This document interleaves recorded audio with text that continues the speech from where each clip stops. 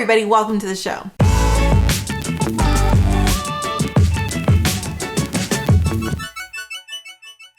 Hello everyone, my name is Amanda. This is Raising A to Z. It is an inspirational and informational YouTube channel all about homeschooling. I'm so glad you're here for part 3 of our 4-part series on how to get started homeschooling. We've already done part 1, which was things you need to know before you start. Part 2 was how you actually get started in those first couple days, things you need to know. And for today, for part 3, we're talking about finding your groove, moving in from like your first couple of weeks of homeschooling into kind of a more established longer term thing, kind of your first 6 months to a year. What is that going to look like? What do you need to do during that time? Before I jump into how you find your groove and things you need to think about when you're transitioning into kind of a longer homeschool session, go down here and subscribe and click the bell to get notifications so that you know when part 4 is coming out next week. Today we're doing part 3. We're finding out what we need to know kind of from like 6 weeks in until you hit your 6 to 12 month time frame. What is this time kind of looking like? Because there are a lot of people who are homeschooling, especially right now, kind of on that kind of schedule. They're homeschooling for 6 to 12 months and then they are hoping, fingers crossed, pandemic is over, they can send their kids back to school. But there's also a large number of people who are like moving into homeschooling, and that first 6 to 12 months of homeschooling, your first 6 to 12 months look very different than it does long term. Like when you're like 4 or 5 years in, like I am, my first year looks very, very different than what I do now.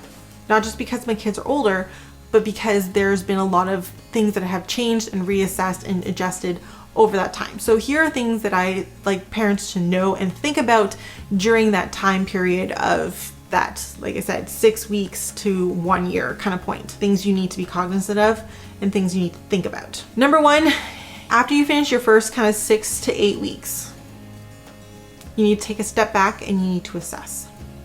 You need to take a step back and see what is going well, what is not going well, and make some judgment calls on that. It's okay to say like, hey, math time is chaos. Or my afternoons, I'm so tired, I want to cry. Or man, that like reading a book first thing in the morning is fantastic. I need to do that all the time. Like it's okay to like have these moments of like, okay, this is working really well. How do I incorporate that more regularly? How do I make that a bigger part of my day? Or to look at things that are not going well and kind of take stock on what those things are. And if you have something that is just not going well, let's think about that. Why is it not going well? That's an important thing to think about. But then I always think of like, is it a big deal if I get rid of this? Or if I drop this? Or if I take out this component?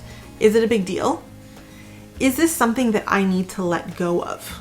Is there some deschooling that needs to happen around this topic or this area or what this is supposed to look like? Do I need to do a little deschooling here? Do I need to let it go?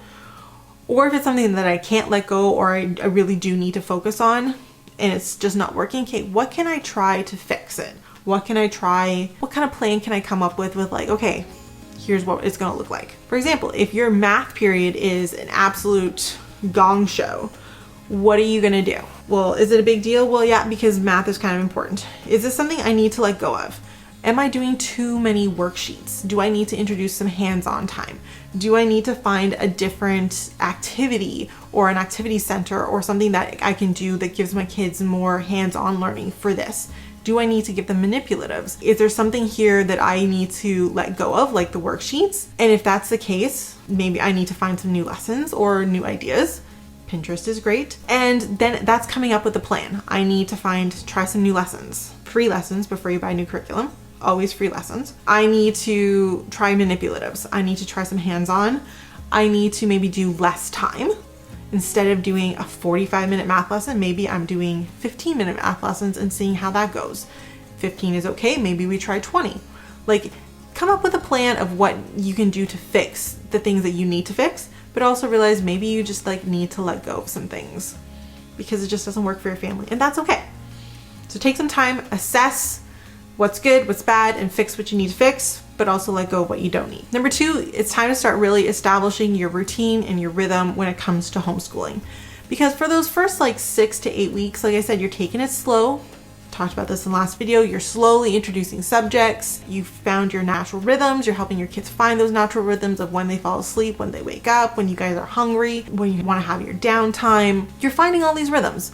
And you've done that for like 6 to 8 weeks. Now you kind of know. Now it's time to really build your like routines and your rhythms going forward. Because that's one of the things that I really like to do to help keep us focused, is have kind of a rhythm to our day, that we know after breakfast we're getting dressed, we're moving into the activity homeschool room, and that's where we're going to start into our workbooks. The kids even know what workbooks they start with, because that's just kind of the routine that we've established, right? We just keep going, right? You're going to find, like I said, some of your things have naturally transitioned for you. So for example, maybe your kids, now that you're not on a school schedule, not rushing them for a bus and all of that, maybe your kids are naturally getting up at 8 o'clock, or maybe they're naturally getting up at like 9 o'clock. That happens too. Now that you have your rhythms, those are going to change how your day goes, right? So they're naturally getting up at a certain time. They're starting to get tired at a different time. You're starting to naturally build a more natural rhythm for your family. Great. Use that as your like foundation, and then add in what you need to add in and take out what is just not working. Using your family's natural wake and sleep times, and when they're kind of getting hungry, that's when you can have, in the blocks between that, you can start adding a little bit of structure or a little bit of like planned activities or workbook time or whatever you are needing for your kids, depending on your family. That's where you're adding it in, is between those natural times. And now that you've had kind of a couple weeks to figure out what that looks like, what our family looks like, how our family is flowing naturally, we have time to kind of add in that structure as we need it. Some families are going to be much more structured than others. That is just, again, every family is different. Now you can work on adding it in a little bit by little bit and see where you guys find that happy medium for yourself. Number 3, this is the fun part.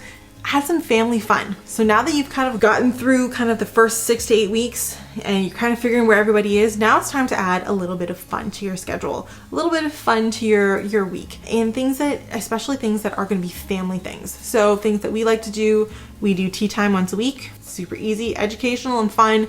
My kids love it. We sit down, we have tea, we read poetry. I actually have it planned at a time that probably like 75% of the time my husband can get home from work, and it's home on Friday for that time. It's fantastic. So that's kind of a nice thing for us, is to have that tea time. We sit around, we drink tea, eat cookies, and have poetry.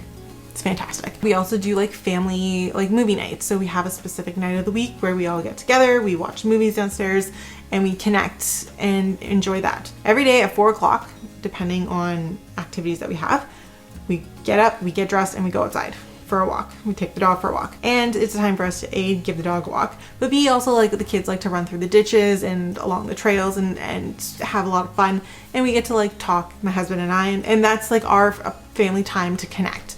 We enjoy having that time to just like be together and talk and kind of have some, if the kids need to run, they get some energy out. So it's a really nice time for us. So those are things that you can like start thinking about adding into your routine as you're establishing a routine, is having these kind of like traditions as well as like family moments that you can kind of put an emphasis on. Those are the things that are really going to be great at building family culture within your homeschooling. Number 4, it's time to connect. I think it's easy to be like, oh, I need to get into a group right away.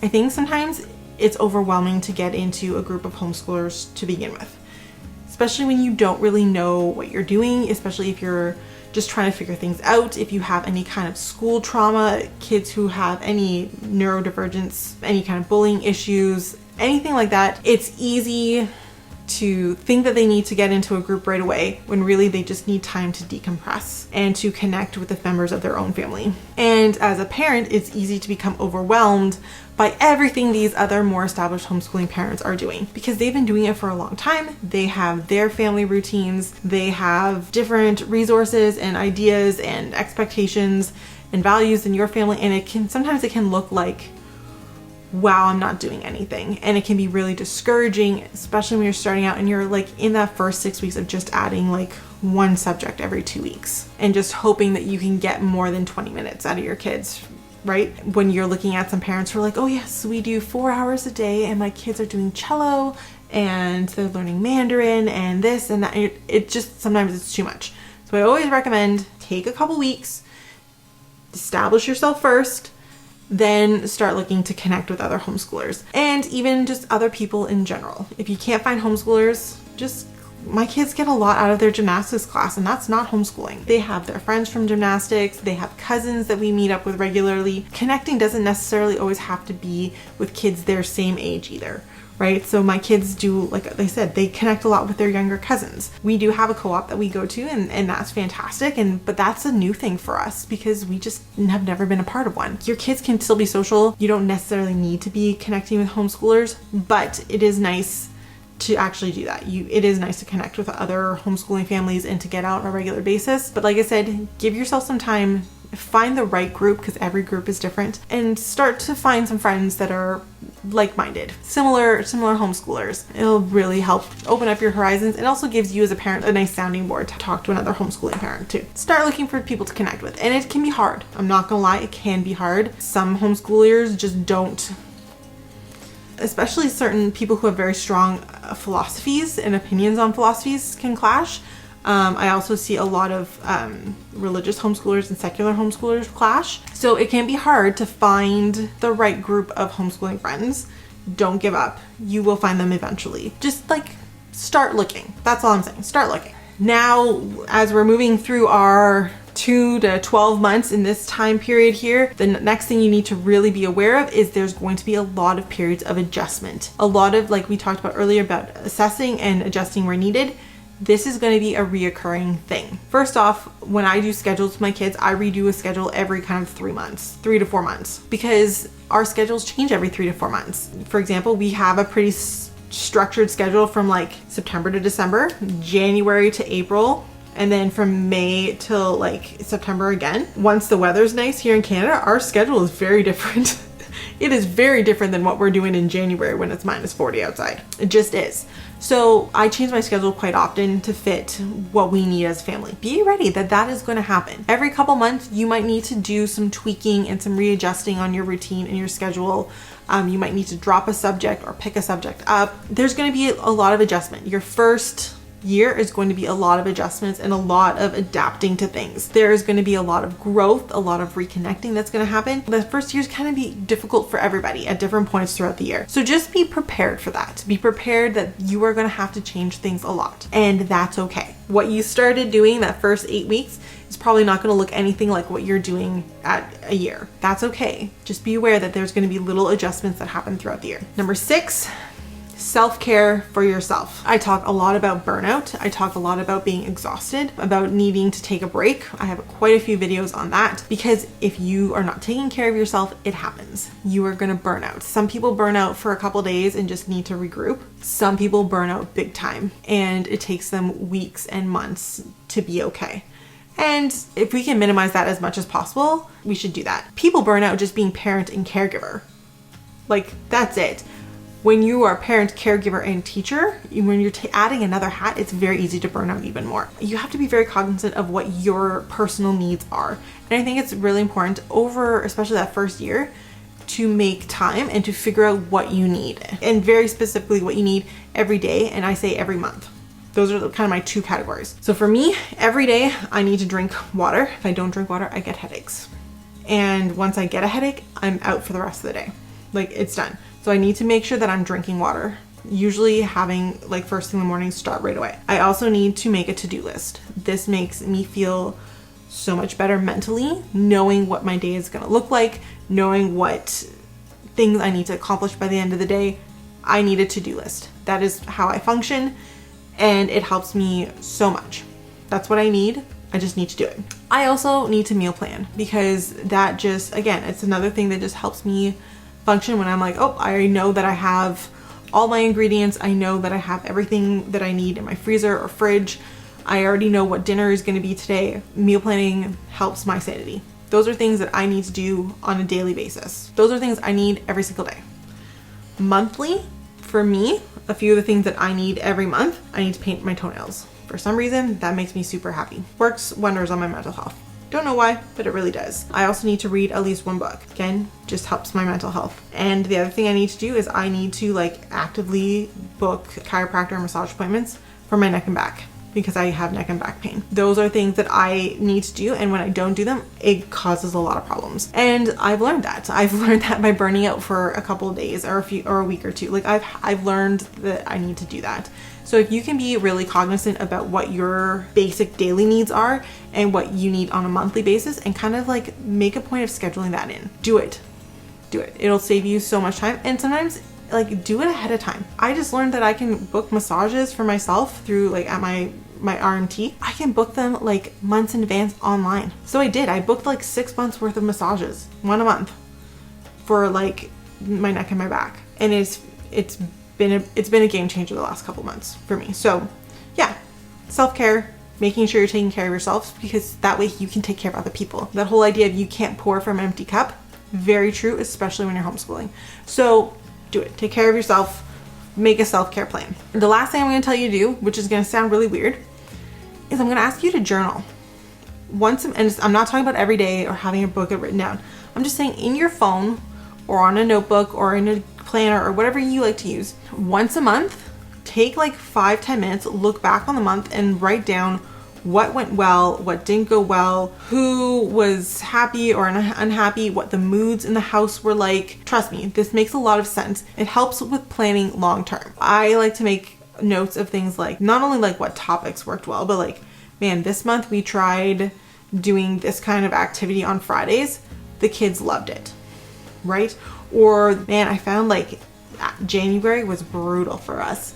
I just really we were so slow getting back into school. We had such a hard time getting focused after Christmas. Man, January was rough. I make notes like that in my phone once a month, and I keep track of them. It helps when I get to like the end of my year and I'm ready to transition into my next year of homeschooling, to kind of know and be able to look back on what my year was like. And after a year, you start to see patterns. And I think that's really, really important. So like I said, it doesn't have to be fancy. I'm not asking you to do it daily, just like once a month, kind of like look back and see how your month went. So those are my tips for kind of like that getting into the groove of homeschooling. I hope you like this video. Again, make sure you subscribe and click the bell so you can get part 4 next week. And if you're wanting to see how we homeschool and what my homeschool routines and life and self-care, what it looks like on a regular basis, you can definitely follow us on Facebook, Instagram, and TikTok. So thank you so much, and I'll see you guys next week when I do part 4, homeschooling for the long haul. See you guys later. Bye.